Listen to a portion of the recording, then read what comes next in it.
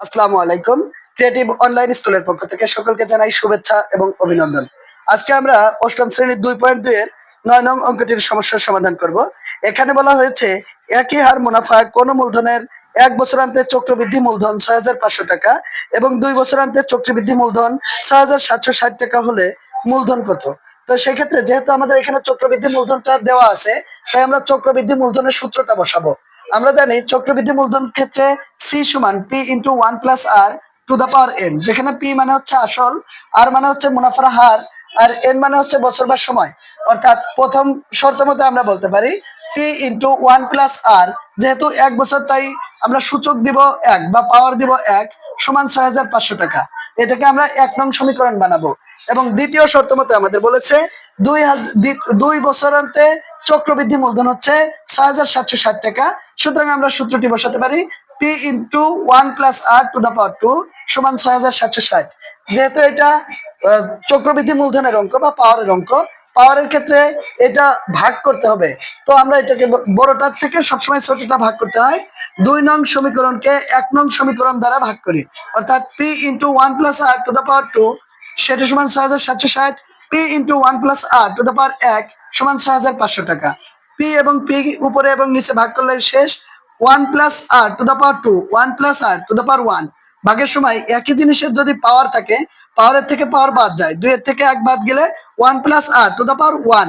যেহেতু পাওয়ার 1, এই জন্য আমাদের দেওয়ার আর কোনো প্রয়োজন নেই। তো 1 + r সমান এই 6,760 কে 6,500 দ্বারা ভাগ করলে 1.04 বা 1.04।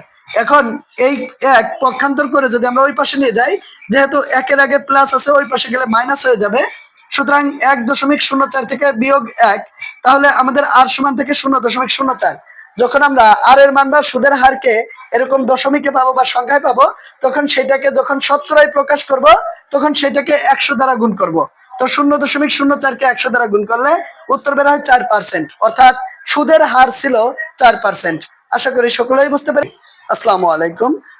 ক্রিয়েটিভ অনলাইন স্কুলের পক্ষ থেকে সকলকে জানাই শুভেচ্ছা এবং অভিনন্দন।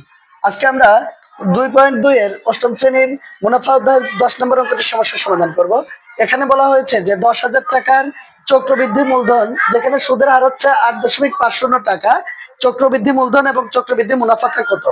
তো এখানে আমরা আগে মূলধন সমান পি, এটাকে আমরা 10,000 টাকা, সুদের হার আর সমান ধরে নেই 8.50কে 100 দ্বারা ভাগ করলে 0.085, আর সময় এন সমান 2 বছর।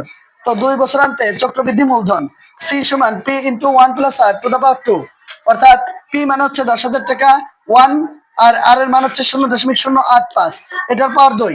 তো এটা আর এটা যোগ করলে 1.085, এটাকে 2 বার গুণ করলে 1.1772, তার সাথে 10,000 গুণ করলে 11,772.25 টাকা। তো এখন চক্রবৃদ্ধি মুনাফা, চক্রবৃদ্ধি মুনাফা যদি আমরা বের করি, তাহলে আমাদের এইখানে বের করতে হবে সি চক্রবৃদ্ধি মূলধন থেকে আসল বাদ দিতে। তো চক্রবৃদ্ধি মূলধন থেকে আমরা আসল বাদ দিলে আমরা চক্রবৃদ্ধি মুনাফা পাই, অর্থাৎ আমরা বলতে পারি 1772.25 টাকা। এখানে 2 5টা হয়ে যাবে। তো এইখানে আমাদের যেই চক্রবৃদ্ধি মূলধন ছিল 11,772.25 টাকা, এবং চক্রবৃদ্ধি মুনাফা এইটার থেকে আমরা যে টাকাটা আসল রেখেছিলাম, সেই টাকাটা বাদ দেওয়ার পরে 1772.25 টাকা।